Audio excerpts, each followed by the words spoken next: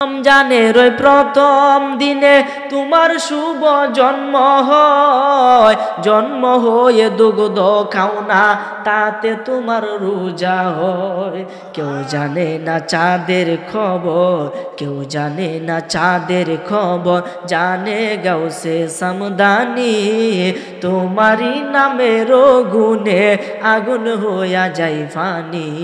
High বড় পীর আব্দুল কাদির মা জননী কুরআন পড়ে গর্বেতে রেখে সন্তান, 18 সিপারা কুরআন মুখস্থ করিয়া যান। সুবহানাল্লাহ বলেন। মাই জানে না ছেলের খবর, মাই জানে না ছেলের খবর, হইয়া গর্ভধারিণী। তোমারই নামের গুণে আগুন হইয়া যাই ফানি। আবার বিসমিল্লাহ পড়ে সূরা বাকারা পড়া শুরু করছে। ফুদা এক পারা পড়েলছে, 2 পারা পড়তেছে। শিক্ষক বলতেছে আব্দুল কাদের থামো থামো। আব্দুল কাদের ডাক দিয়া কই হুজুর বাধা দিয়ান না, ভুল হলে কইয়েন। সুবহানাল্লাহ। এক পারা পড়ছে, হুজুর ভুল হয়েছে, কোন না ভুল নাই পরম। 2 পারা পড়ছে, কোনো ভুল নাই। 3 পারা, 4 পারা, 10 পারা, 15 পারা, 16 পারা, 17 পারা, 18 পারা পর্যন্ত পড়ছে। 18 পারা পর্যন্ত পড়ে বলতেছে হুজুর ভুল হয়েছে নি। সুবহানাল্লাহ। বলতেছে বাবা রে, একটাও ভুল হয় নাই। তুমি কোন মাদ্রাসা থেকে এই পড়াটা পড়ছো? এত সহি শুদ্ধ এত সুন্দর পড়া তো আমি জীবনে শুনি নাই। তুমি কোন মাদ্রাসা থেকে এই পড়াটা পড়ছো? আরে দেখেন, যদি গাছটা ভালো হয় ফলটা তো এমনি ভালো হবে। আব্দুল কাদের জিলানী ডাক দিয়া কই উস্তাদ গো, আমি তো কোনো মাদ্রাসায় পড়ি নাই, আমি কোনো মক্তবে পড়ি নাই, ভার্সিটিতে পড়ি নাই। আমার শিক্ষক হচ্ছে স্বয়ং আমার মা। আমার মার রক্তের মধ্যে কোরআনের তাসির ছিল। আমার মা আমাকে গর্বে লইয়া কোরআন মাজিদ তেলাওয়াত করত। আমার মা আমাকে নিয়ে সব সময় আল্লাহর কাজে ধ্যানে মগ্ন থাকতো। আমি যখন এই দুনিয়ার মধ্যে জন্মগ্রহণ করেছি, ওই দিন ছিল রমজানের প্রথম দিন। ওই দিন আমি আইসায়, আমি মায়ের বুকের দুধ খাই নাই। আমি এই পৃথিবীতে আইসায় রমজানের প্রথম রোজা পালন করছি। রমজানের ওই প্রথম দিনে তোমার শুভ জন্ম হয়, জন্ম হয়ে দুগ্ধ খাও না, তাতে তোমার রোজা হয়। কেউ জানে না চাঁদের খবর, কেউ জানে না চাঁদের খবর, জানে গাউসে সামদানি। তোমারই নামের গুণে আগুন হইয়া যাই ফানি। হাই বড় পীর আব্দুল কাদির মা জননী কুরআন পড়ে গর্বেতে রেখে সন্তান, 18 সিপারা কুরআন মুখস্থ করিয়া যান। সুবহানাল্লাহ বলেন। মাই জানে না ছেলের খবর, মাই জানে না ছেলের খবর, হইয়া গর্ভধারিণী। তোমারই নামের গুণে আগুন হইয়া যাই ফানি। একটি জবানও বন্ধ রাখিবেন না। বিদায় বেলায় সকলে একবার চিৎকার মেরে বলেন না সুবহানাল্লাহ। কেমন মায়ের সন্তান আব্দুল কাদের। আর আমরা কি ডিজিটাল? সন্তান ফেরত এই কার্টুনটা বহর সিনেমাটা গেছা, সন্তানটা দেখতেছে না, শুনতেছে না, সব দেখতেছে শুনতেছে। কেন আপনার ফেটের ভিতরে তো আপনি কি করতেছেন সব কিছু এইভাবে শিখবো। বলেন না সুবহানাল্লাহ। ভালো কাজ করলে ভালো কিছু পাইবেন, খারাপ কাজ করলে আপনার সন্তান খারাপই হইব। যতই তেল মানুন, কুকুরের লেজ কোনোদিন সুজে হয়েছে দেখছে? এক সাধক আর কি, এটা কই আমি আলোচনা যাই। এক সাধক এমনি দৈত্য সাধন করছে। সাধনা কিন্তু আছে, জিন সাধনা করা, ফরি সাধনা করা, এবারে যারা কবিরাজে করে তাদের কিন্তু সাধনা আছে। তো এই সাধনা করছে এক দৈত্য। দৈত্য যখন সাধনা করছে, এই বুঝতে মারা দৈত্য সঠিক টাইমে হাজির। এই বুঝতে মারা দৈত্য যখন হাজির হয়েছে, তখন আয় কইতে এবার আমার কাম দেও, নাহলে কবর হয়ে লাম।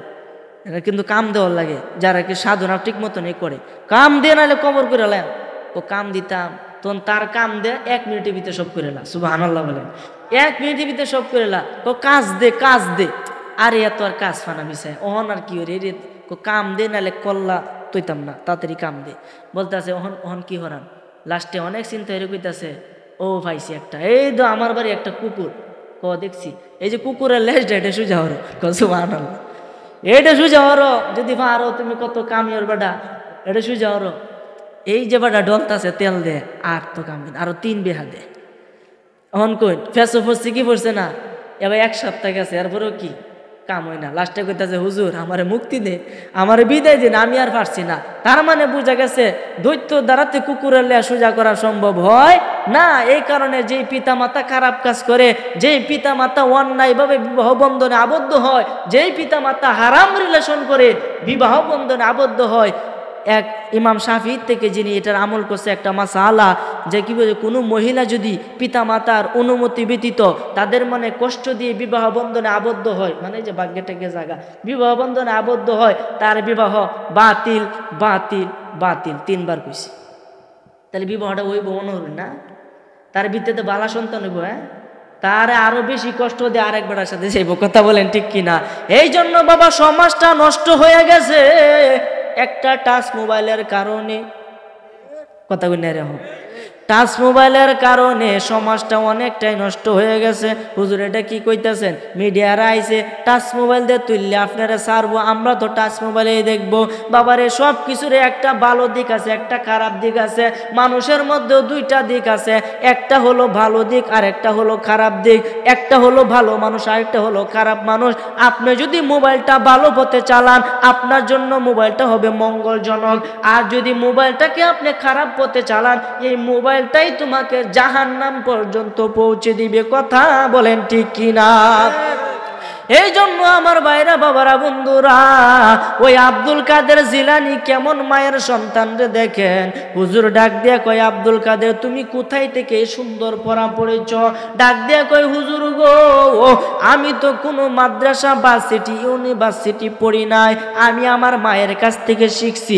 আমি যখন জন্মগ্রহণ করেছি তখন আমার মা আমাকে ডান স্তন আমার মুখে দিয়া 9 পারা কোরআন মাজিদ পড়তো বাম স্তন মুখে দিয়া 9 পারা কোরআন শরীফ পড়তো 9 দোকানে কত হইল 18 হইল আমার মা আমাকে প্রতিদিন কোরআন মাজিদ তেলাওয়াত করে আমাকে ঘুম পাড়াইতো সুবহানাল্লাহ বলেন আমি শুনতে শুনতে 18 পারা কোরআন শরীফের হাফেজ হইয়া গেছি আল্লাহু আকবার বলেন আরো জোরে বলি ইয়া রাসূলুল্লাহ উচ্চ আওয়াজে বলি ইয়া ওলি আল্লাহ আমরা দেশের মারা কেমনে ঘুম পাড়ানির মাসি পিসি মাসির বাড়ি এসো খাট নাই ফিরি নাই চোখ পেতে বসো আচ্ছা এটা কোনো কথা হইল হ্যাঁ এটা কোনো কথা এটা তো মিস কথা আপনি বদতমিশি তুলতে শুনতে বড় হইলে এটা কি হইব কথা বলেন ঠিক কিনা এই জন্য মিথ্যা কথা বলা যাবে না ছোট বাচ্চাকে আপনি আল্লাহর কথা বলবেন কোরআনের কথা বলবেন সে আস্তে আস্তে দেখবেন আচ্ছা বাবা কি শব্দটা প্রথম সে বলতে পারে আস্তে আস্তে আপনি যখন বাবা ডাকেন তখন সে বাবা ডাকে কথা বলেন ঠিক কিনা আপনি ডাকার পরে ডাকে এই জন্য বাবা ছোট বাচ্চাকে আপনি যাই শিখাইবেন সে তুতা পাখির মতো তাই শিখবে কথা বলেন ঠিক কিনা এই জন্য আমার ভাইরা বাবারা বন্ধুরা ওই আব্দুল কাদের জিলানী কেমন ওলি ওনার জিন্দিগি যদি ওনার জীবনে যদি আমি বলতে চাই আমার সাধ্যে কোলাবে না কথা বলেন ঠিক কিনা কথা কোনটা রেখো আমার সাধ্য কোলাইতো না এই জন্য আমার ভাইরা বাবারা বন্ধুরা ওই আব্দুল কাদের জিলানীর যুগে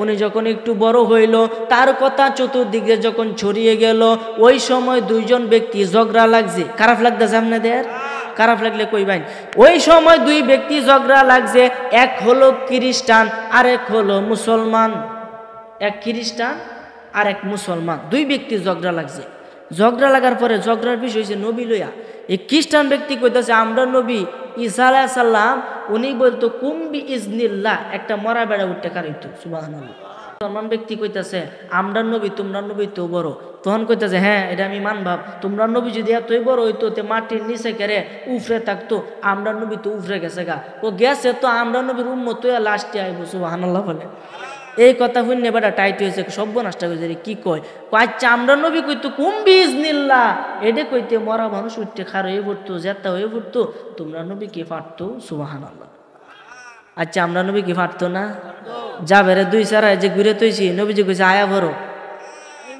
আইসেনি আবার কি খাসি দেখাইছে যে বকরিটারে খাইছে খায়া কইছে হাড় গুড়া একত্রিত করো হাড় গুড়া একত্রিত কইছে বরির যে উঠে গেছে গা নবীজি পারে কি পারে না তখন এই যে নবীজি ফাটতো এই কথাটা কিন্তু ওই মুসলমান ব্যক্তি জানা ছিল না।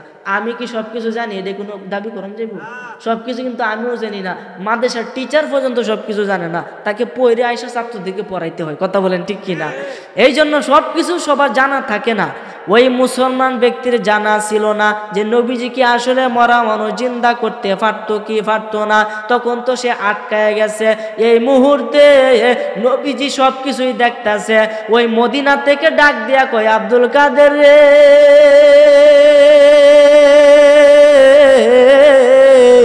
ওই আব্দুল কাদের তাড়াতাড়ি যা গিয়া দেখ ওই উম্মত, ওই নবীর উম্মতের কাছে আমি নবীর উম্মত হায়রা যাইতেছে, তুই তাড়াতাড়ি গিয়া এই সমস্যার সমাধান করে দিয়াই। মদিনা থেকে ডাক দিছে, বাগদাদের জমিন থেকে শুনছি। কেমন কালেকশন, হ্যাঁ? ওনারাই তো বলি কার করতে কি হয় চিন্তা করেন। বাপ মা ভালো হইন তাহলে পুতিম নিয়ে ভালো হইব। কথা কোন ঠিক কিনা? নবীজি শিখায় গেছেন এশার নামাজের পরে, এশার নামাজের পরে তুমি দেখবা বিছানার মধ্যে গিয়া তোমার ছেলে তোমার মেয়ে ঘরে আছে কিনা। নবীজি শিক্ষা দিছে আগে তুমি ঘুমায় থাকো, তোমার ছেলে ওইদিকে বন্ধু বান্ধবের সাথে আড্ডা দিয়ে 2 আঙ্গুলের ব্যবসা করে কি করে না? আগে 3টে ফুলান, আমার স্যারের কথা, 3-4টে ফুলান একসাথে হইলে খেলাধুলার গপ করতো, ভালো মন্দ গপ করতো। 2 এক কানে হইলে বিড়ি টান দেয়। কথা কই না কেরে? আরে কথা কই না কেরে? এরকম ছেলে কিন্তু আছে। কেমন? ওই বাবার যে আদর্শ বাবা শিখাইছে, আদর্শ বাবার ভূত হয়েছে এগুলা। আপনারা মনে কিছু নিন না যে যারা এগুলা করে তোমরা তওবা করো। যদি বাপ মার মনে কষ্ট দাও, আমি এখানে চ্যালেঞ্জ করে বলে গেলাম, আপনি কখনোই জান্নাতে যাবেন দূরের কথা, গন্ধও পাবেন। গন্ধ হইতো না রে, কি মনে করুন আপনি? এই কারণে বাপ মা যতই খারাপ হোক, তাদের যদি অন্যায় কোনো আবদার করে এটা রাখা যাবে না, বাকি সব খেদমত তাদের করতে হবে, যতই খারাপ হোক। কথা বলেন ঠিক কিনা? এই জন্য আমার ভাইরা বাবারা বন্ধুরা, আব্দুল কাদের জিলানী দৌড়িয়ে গেছে, গিয়ে বলতেছে ভাই কি হয়েছে এখানে, ঝগড়াটা কেন, কি বিষয়ে ঝগড়া লাগছো? মুসলমান ব্যক্তি ডাক দিয়ে কই, হুজুর আপনি আইছেন খুব ভালো হয়েছে। ওই ব্যক্তি বলতেছে হেরান নবী কুম্বি ইজনিলা কইয়া মরা মানুষ জিন্দা করতো। এটার অর্থ হলো আল্লাহর আদেশে উঠো। এটা অর্থ কি? কুম্বি ইজনিল্লাহ, আল্লাহর আদেশে কি করো? উঠো, জাগ্রত হও আল্লাহর আদেশে। এই কথাটা যখন বলছে, আব্দুল কাদের জিলানী ডাক দিয়া কয়, খ্রিস্টান রে, আমি কোনো ইমামে আজম না, আমি কোনো নবী না, আমার কোনো পাওয়ার নাই। আমি হইলাম আমরা নবী হজরতে আহমদ মুস্তফা মুহাম্মদ মুস্তফা সাল্লাল্লাহু আলাইহি ওয়াসাল্লামের একজন গুলামের গুলামের গুলামের গুলামের গুলাম। তোমরা নবী কইতো কুম্বি ইজনিল্লাহ, আল্লাহর আদেশে উঠো। আমি আব্দুল কাদের জিলানী যদি বলি কুম্বি ইজনি, আমার আদেশে উঠো, সঙ্গে সঙ্গে মরা মানুষ জেতা হইয়া যাবে। কত বড় বলি, হ্যাঁ? আই বড় পীর আব্দুল কাদের আউলিয়ার শিরোমণি, আমার কি আর সাধ্য আছে, আমার কি আর সাধ্য আছে গাইতে পীরের জীবনী। আই বড় পীর আব্দুল কাদের আউলিয়ার শিরোমণি, আই বড় পীর আব্দুল কাদের আউলিয়ার শিরোমণি। জিলান দেশে জন্ম তোমার, আউলিয়ার সরদার, তোমার সাথে এই জগতে তুলনা কাহার, দয়ার তুলনা কাহার।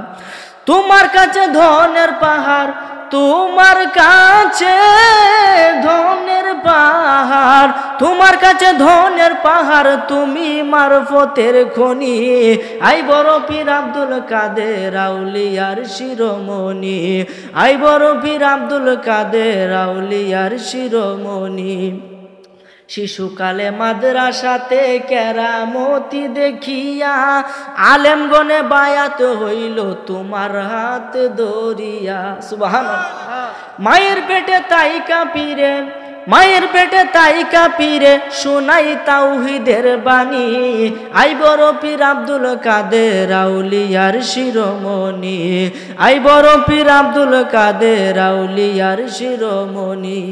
ওই বুরহানের ওই ছেলের মাংস একত্রিত করিয়া জীবিত করিয়াছিলেন চোখের ইশারা দিয়া, চোখের ইশারা দিয়া। বলেন না সুবহানাল্লাহ। মরা মানুষ জিন্দা হইল, মরা মানুষ জিন্দা হইল তোমার মধুর ডাক শুনি।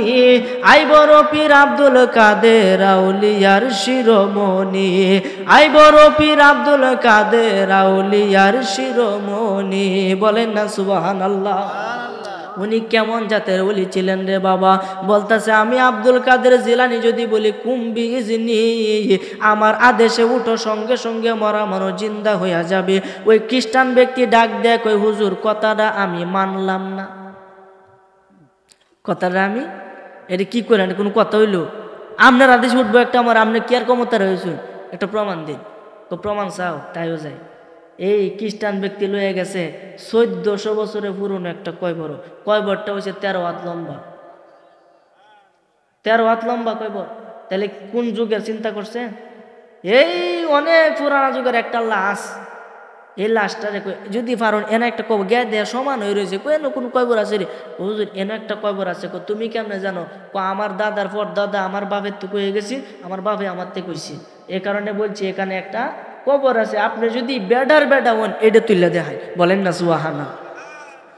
কবরটার মধ্যে ডান হাতটা রাখলো, সুবহানাল্লাহ বলেন। কবরটার মধ্যে ডান হাতটা রাখলো, রাইকা বলতেছে কুম্বি ইজনি, ওই মৃত ব্যক্তি রে, আমি আব্দুল কাদের তোকে আদেশ করলাম তুই উঠতে কারুইয়া পড়। সঙ্গে সঙ্গে 13 হাত লম্বা লোক কবর উঠে উঠতে কারুইস। এই বেটা দেখিয়া ভরায় সর্বনাশটা করছে, আমি কার সাথে বিয়া দেব হুজুর? আমার এখনই কালমা পরে মুসলমান বাড়েন। কন্যা সুবহান। তখন ওই ব্যক্তি মুসলমান হয়েছে। তখন আব্দুল কাদের জিলানী একটা ফেসো করছে। কি ফেসো?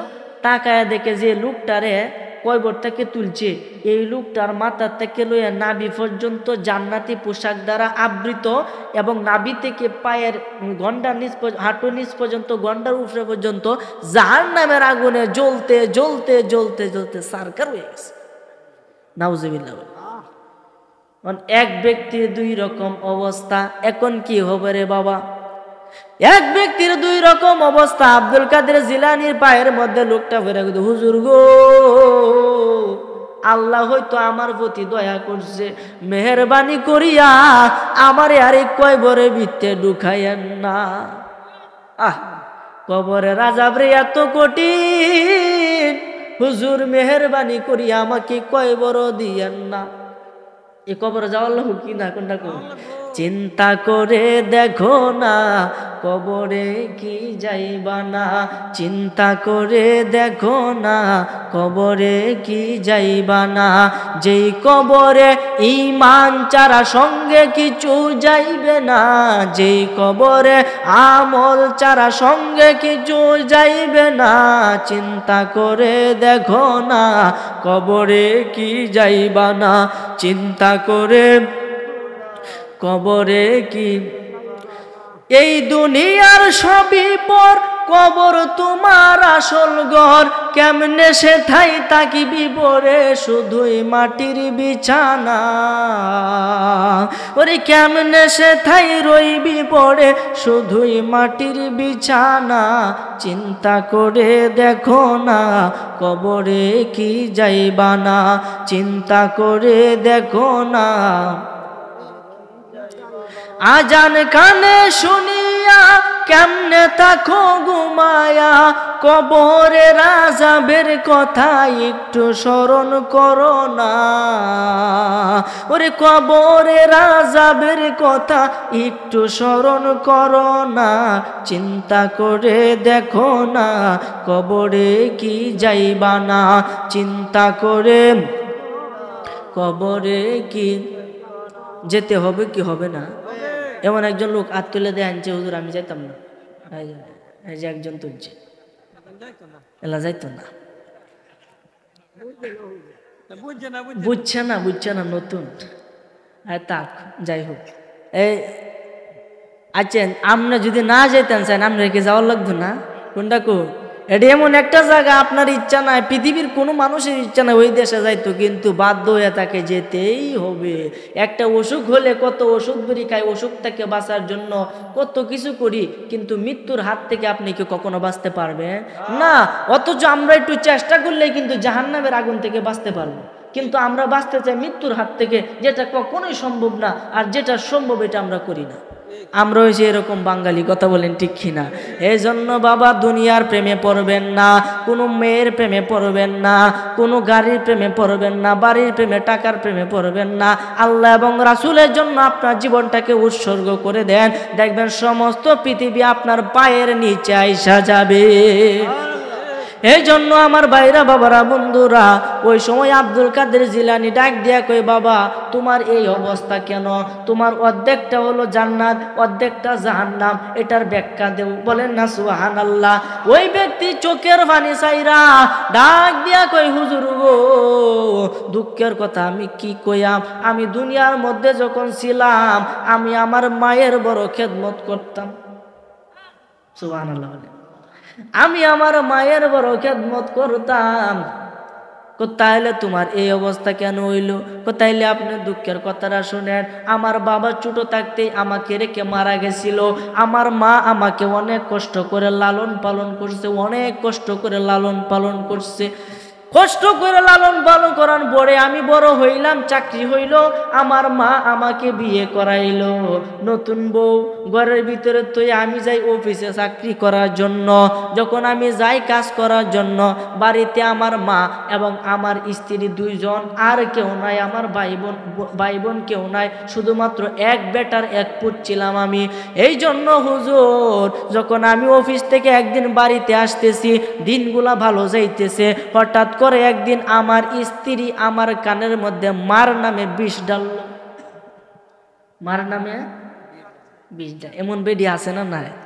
বাংলাদেশে তো বিষয় শতকরা 100-র মধ্যে 90 জন্য জান্নাত, পিতা মাতাই তোমাদের জন্য জাহান্নাম। যদি করো খেদমত পাইবে তুমি জান্নাত, যদি করো তাদের অপমান, তাদের অবাধ্যতা, তাহলে যাইতে হবে ফি নারি জাহান্নাম। কথা কোন ঠিক কিনা? এই জন্য ওই লোকটা যখন বলতেছে, হুজুর আমার তো এই অবস্থাটার কারণ, একদিন আমার বিবি আমার কানের মধ্যে মন্ত্র দিছে যে তুমি যখন বাড়িতে থাকো না, ওই সময় তোমার মা আমার প্রতি অত্যাচার করে, আমাকে ভালোভাবে খেতে দেয় না, আমাকে সব কাজ আমাকে দিয়ে করায়, তুমি তোমার মায়ের একটু বিচার করো। নাউজুবিল্লাহ বলে ফুতের কাছে বিচার দিতেছে, মার বিচার করতো। কতটুকু চিন্তা করেন নিচা নামনে মানুষ এই কাজগুলা করে। তখন গেছে রাগের মাথা, হুজুর আমি ডানে বামে তাকাইলাম না, দৌড়িয়া গেলাম, রাগটাকে সামলাইতে পারলাম না, আমার এই পাটা দিয়ে আমি আমার মায়ের বুকের মধ্যে একটা লাথি মারলাম।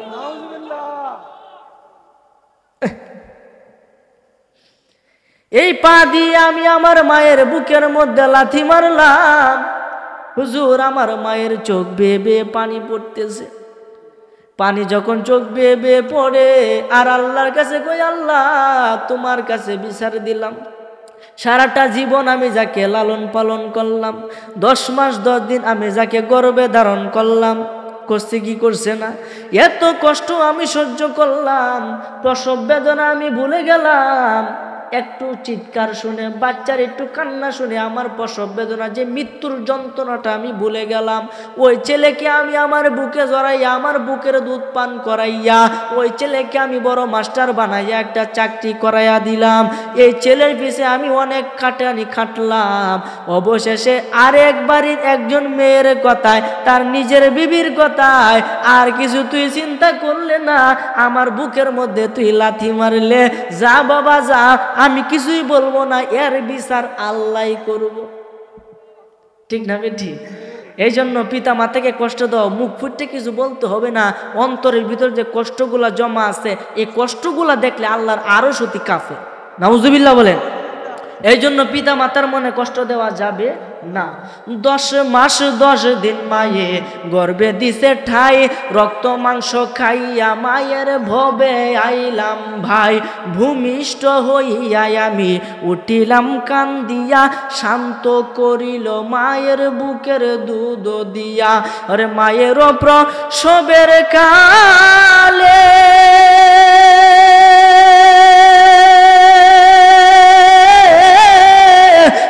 ভেসে যায় নয়ন জলে রে, ও মা সন্তানের লইয়া কুলে ভুলে প্রসব যন্ত্রণা, দুঃখের দরদি আমার জনম দুঃখী মা, গর্ভধারিণী মা জনম দুঃখিনী মা, দুঃখের দরদি আমার জনম দুঃখী মা, দুঃখের দরদি আমার জনম দুঃখী মা।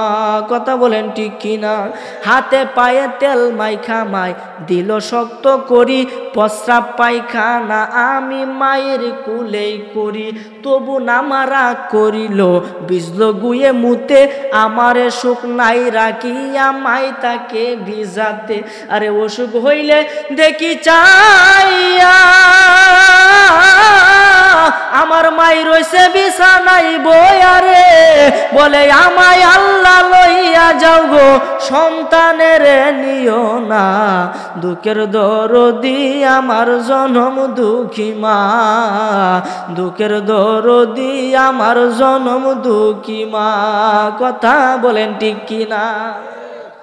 ওই মাকে যুবক কখনো কষ্ট দিও না, ওই মাকে যদি কষ্ট দাও আল্লাহর আরশ কাঁপে, তোমার জীবনটাকে তুমি নিজের হাতে ধ্বংস করিও না রে যুবক। এই জন্য হযরতে ইব্রাহিম আলাইহিস সালাম যখন তার ছেলে হযরতে ইসমাঈল আলাইহিস সালামকে বলল, বাবা তুমি বিয়ে করো, তুমি বিয়ে করো, একজন থাকে সিরিয়ায় আর একজন থাকে মক্কায়, দুইজন থাকে দুই দেশে।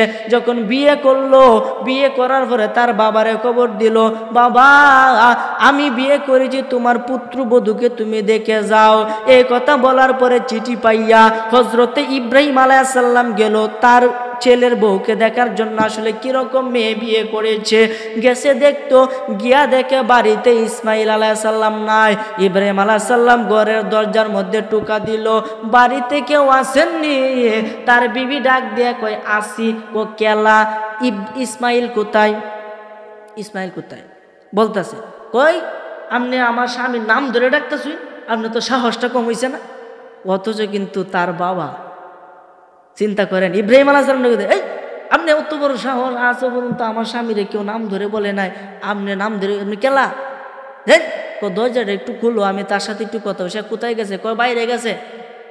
বাইরে গেছে, দরজাটা খুলো। না ঘরে কেউ নাই, দরজা খুলন যেত না। চিন্তা করেন, চিন্তা করেন আপনি। হযরত ইসমাঈল আলাইহিস সালামের নিজের স্ত্রী, ইব্রাহিম আলাইহিস সালাম গেছে দেখতো, তারা দূর দূর করে তাড়ায় দিছে। লাস্টে কোথায় যাচ্ছে, আমি চলে যাব, কিন্তু ও বাড়িতে আসলে আমার কথা বললেন, আর বললেন ঘরের দরজাটা ভালো না, যাতে ফালডায় ফেলে, ঘরের চৌকাটটা ভালো না, যাতে একটু ফালডা ঘরের চৌকাটটা, মানে এটা তো মনে হচ্ছে ঘরের দরজা মনে হয় কইছে। এটা কইয়া অনেকক্ষণ পরে যখন সে চলে গেছে, হযরতে ইসমাঈল আলাইহিস সালাম আয়া গন্ধ শুকে, কিরে আমার বাবার মতো গন্ধ করে। সুবহান, কেমন প্রেমিক! অথচ দুইজন তাই দুই দেশ, কেমনে সম্ভব? এটা অন্তরে অন্তরে একটা মিল আছে কিনা? আছে। হযরত ইসমাঈল আলাইহিস সালাম ঘরের বিদ্যা কই কই বিবি দরজা খুলো। বিবি যখন দরজা খুলছে, কই বিবি মিথ্যা কথা বলিও না, ঘরের ভিতরে আমাদের বাড়িতে আজকে কে আসছিল সত্য কথা বলো। কে আবার আসবে? একটা বুড়া এসেছিল। না না না, এটা বুড়া না, এটা নিঃসন্দেহে আমার বাবা। বিবি রে, যদি সত্য কথা না কও তোমার কল্লা তো হইতাম না, তুমি সত্য কথা কয়াও। আমার বাবা তোমারে কি কইয়া গেছে? তো বেশি কিছু কইছে না, কইছে ঘরে চৌকাটটা বদলাইতা। ডাক দিয়া কয়, বিবি রে ঘরে চৌকাট কইছে না, কইছে তরে বদলাইতাম, তোর ব্যবহার ভালো না।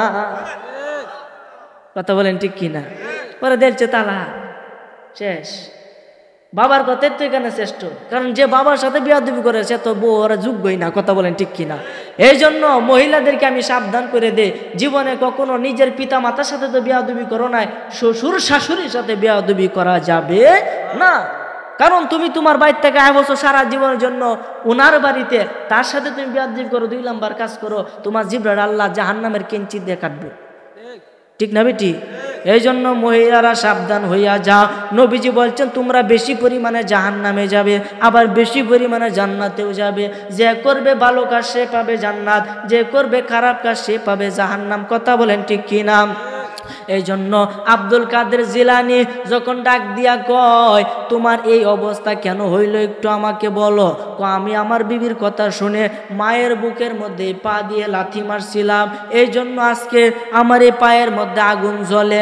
আর আমি যে আগে আমার মায়ের খেদমত করতাম, মা আমার জন্য দোয়া করত, এই জন্য আল্লাহ মাথা থেকে নাভি পর্যন্ত জান্নাতি পোশাক দিছে। আর এই ঠ্যাং দিয়ে যখন আমি লাথি দিছি, এই কারণে পুরাটাই জাহান্নামের আগুনে জ্বলে। তার মানে শাস্তি কি পাইতাছে না? পাইতাছে। তখন হুজুর আমারে মেহেরবানি করে আর কইবর আমারে দিন আছে ক্যারে আমার এর ভিতরে ভীষণ আজা, তোমার মায়ের কবর কোনটা? আমার পাশেরটায়। ডাক দিয়ে কইছে কুম্ভি ইজনি তুমি উঠো। উঠছে, উঠতে দিয়ে ছেলের এই অবস্থা। বলতেছে মা দেখো তোমার ছেলে আজকে এই 1450 বছর ধরে 1700 বছর ধরে আগুনের ভিতরে জ্বলতেছে, তুমি একটু দয়া করে তারে ক্ষমা করে দাও।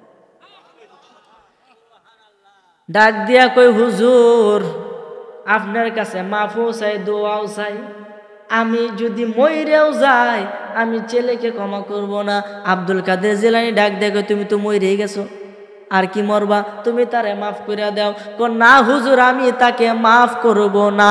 তখন আব্দুল কাদের জিলানী তার রুহানিয়ত, তার ভিতরে বেলায়েতের নজর দিয়া ওই ব্যক্তির দিকে তাকাইলো, সঙ্গে সঙ্গে ব্যক্তির পুরাটা দেহের মধ্যে আগুন জ্বলা গেছে। পুরাটা দেহে আগুন। সে চিৎকার করতেছে, মা মা করে চিৎকার করতেছে। আচ্ছা আপনারাই বলেন, সন্তান যতই অপরাধী হোক, যদি মাকে একবার মা করে ডাক দেওয়ার ভুলটা স্বীকার করে, মা কি কষ্ট দুঃখ মনের ভিতরে রাখে?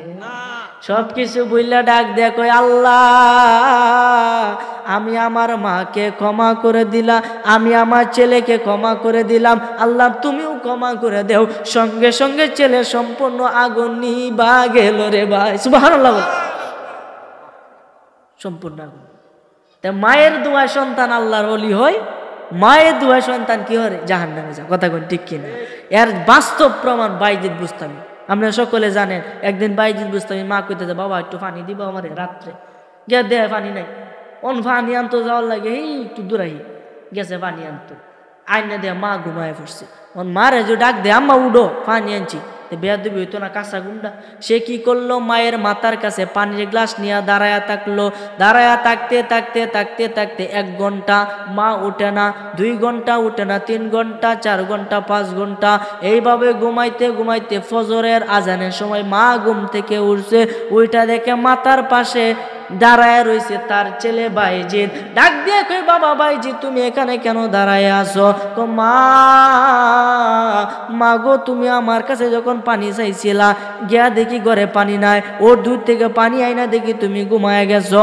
ডাক দেই নাই যদি বেয়াদবি হয়, এই জন্য পানি নিয়ে দাঁড়ায় আছি, যদি ঘুমার থেকে ওইটা পানি চাও আমি যাতে দিতে আমার দেরি না হয়, এই জন্য কারে রয়েছি।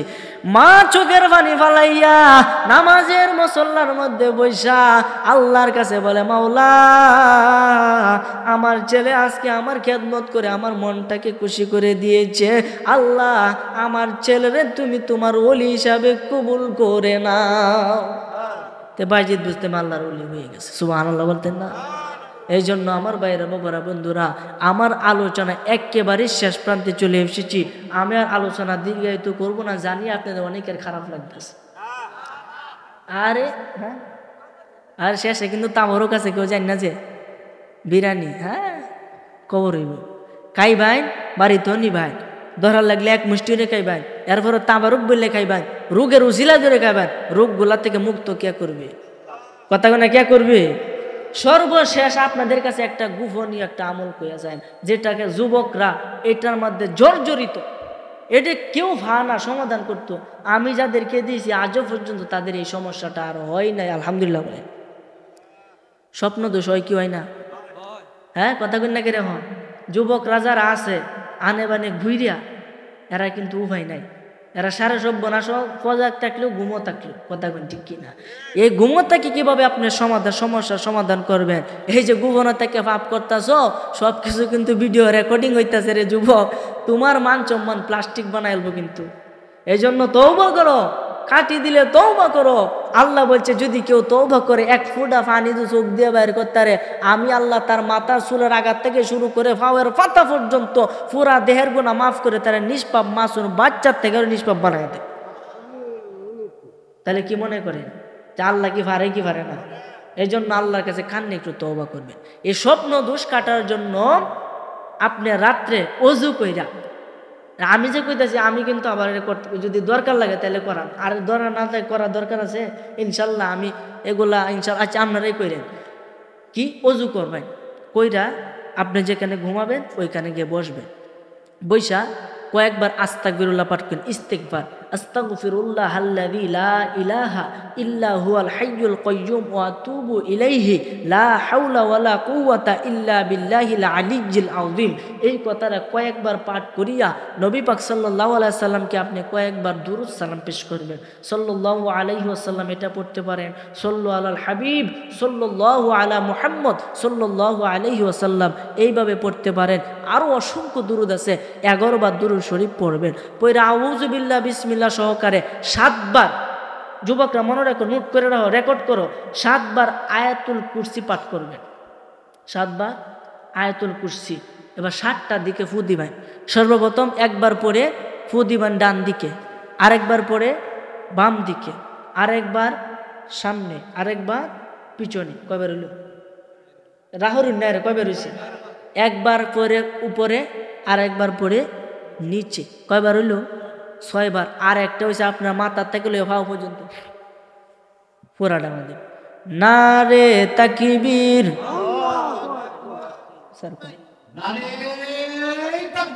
আল্লাহু আকবার, নারে তাকবীর, নারে রিসালাত, ইয়া রাসূলুল্লাহ।